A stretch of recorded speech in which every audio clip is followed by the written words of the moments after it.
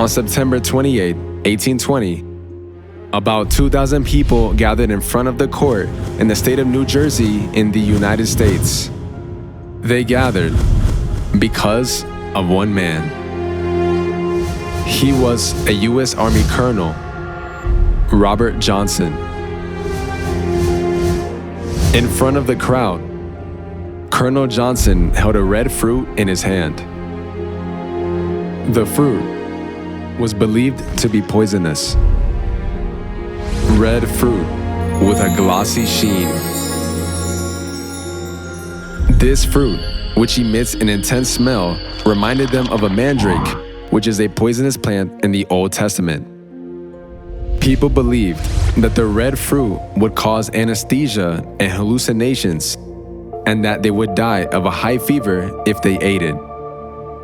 Colonel Johnson offered to eat the poisonous fruit, and everyone tried to stop his reckless act.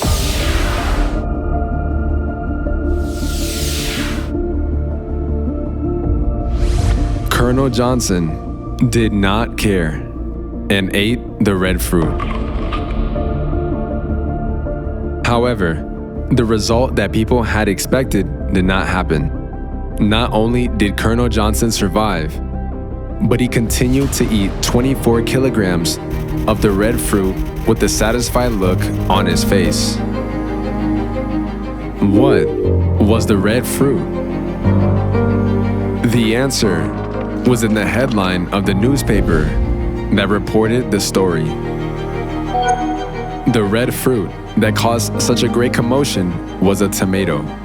People assumed that tomatoes were a poisonous fruit just because they resembled mandrakes, which are poisonous, and they wasted countless years before eating them. Even though they are considered one of the world's top 10 superfoods today, at that time, people wasted countless years avoiding them and failing to recognize their value just because of a ridiculous misunderstanding. Unfortunately, an even greater misunderstanding occurred 2,000 years ago. In a synagogue in Capernaum, in Israel, where Jesus preached. Right after Jesus spoke, the people became agitated and began to whisper. The words of Jesus that agitated them were, "I am the living bread that came down from heaven. Whoever eats this bread will live forever. For my flesh is real food, and my blood is real drink." Most Jews misunderstood these words to mean actual cannibalism, meaning they were to literally eat Jesus' flesh and drink his blood, and turned away from him and criticized him. So, did Jesus mean to literally eat his flesh and to literally drink his blood? No, he didn't. He meant eating the Passover bread and drinking the Passover wine. It is because the Passover bread and wine represent Jesus' flesh and blood. And he took bread, gave thanks, saying, "This is my body given for you. This cup is the new covenant in my blood, which is poured out for you."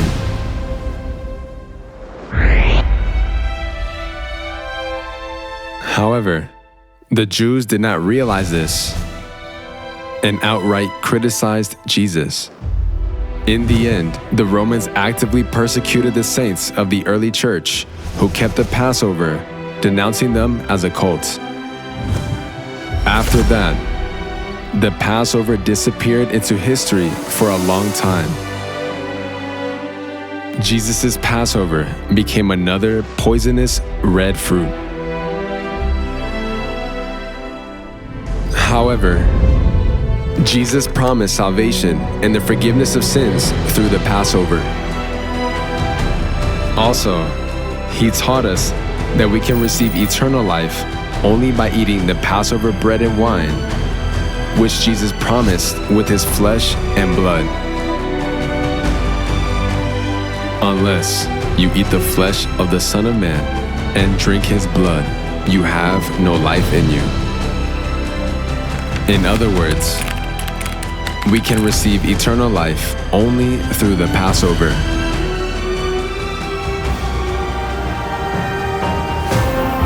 The Passover is the truth that God has restored for us in this age. Aren't you also regarding the Passover like a red fruit? And aren't you missing the true value of the Passover because of this? When you stop misunderstanding, you can realize the true value of it. Please keep the Passover according to the words of Jesus and receive the blessing of eternal life.